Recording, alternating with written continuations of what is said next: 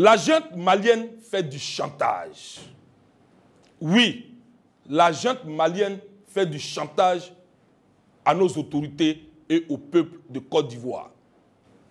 C'est pourquoi nous voulons ce matin devant la presse dire, ah donc, c'est à dessein que nos soldats ont été arrêtés. Voilà pourquoi nous parlons d'otages de nos compatriotes.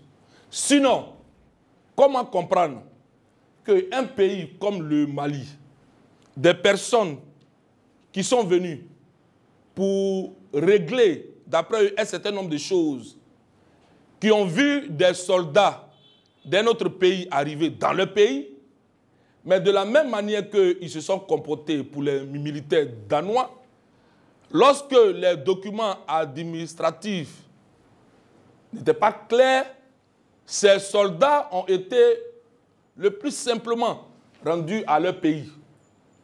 Mais parce que ces autorités maliennes ont certainement un agenda caché. Et ils font du chantage à nos autorités. Nous lançons un appel au peuple de Côte d'Ivoire. J'en appelle à la solidarité de toute la classe politique ivoirienne et à la société civile de notre pays. À nos vaillants soldats pris en otage par la junte au pouvoir au Mali, à ce niveau de l'histoire de notre pays, il ne s'agit pas d'un parti politique. Il n'y a pas de soldats Ouattara, il n'y a pas de soldats Gbagbo, il n'y a pas de soldats Zadi Guégué, il n'y a pas de soldats Bédié, il n'y a pas de soldats Blegoudé, il n'y a pas de soldats Mabou Touakeus. La Côte d'Ivoire a que des soldats républicains. On n'a qu'un seul pays et nos soldats sont pris en otage. Voilà pourquoi nous demandons de manière républicaine que la jeunesse de Côte d'Ivoire se mobilise comme un seul homme, se mobilise derrière nos soldats. Oui, afin de mener le combat pour que nos soldats, nos compatriotes rentrent en Côte d'Ivoire avant le 7 août. Oui, ces soldats qui assurent nos sécurités.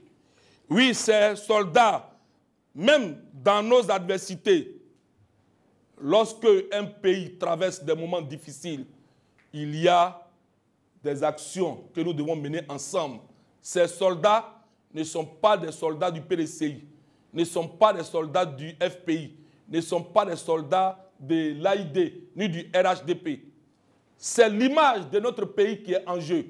Orange, blanc, vert. Voilà pourquoi je lance un appel pour un sursaut national. Nous lançons un appel pour un sursaut national pour nos soldats. À vous, la junte malienne, ce matin, à cette conférence de presse, au nom de la jeunesse de Côte d'Ivoire, je voudrais vous dire pourquoi vous estimez être en palabre avec tous les autres pays voisins. Sachant très bien que, vous savez très bien que ces soldats ivoiriens ont toujours effectué le déplacement pour aller travailler dans ce pays. Mais je voudrais simplement ce matin vous donner un conseil. Vous voyez, on ne gouverne pas un pays avec la haine, où on ne se laisse pas dicter par des personnes tapies dans l'ombre qui veulent voir votre pays, le Mali, sombrer un matin. Imaginez-vous, votre attitude actuelle, en mettant nos soldats en prison, vous avez près de 3 millions de Maliens résidant en Côte d'Ivoire. C'est pour ça, à toi, jeune Malien, à toi, jeune Malien, le peuple de Côte d'Ivoire lance ce message ce matin pour dire que la junte malienne au pouvoir n'aime pas le Mali. Parce que si la junte au pouvoir au Mali aimaient ce beau pays. Je ne pense pas que ces autorités allaient se comporter ainsi. Voilà pourquoi, pour finir, si d'ici le 7 août, nos soldats ne sont pas libérés, si d'ici le 7 août, nos soldats ne sont pas libérés dans les jours à venir,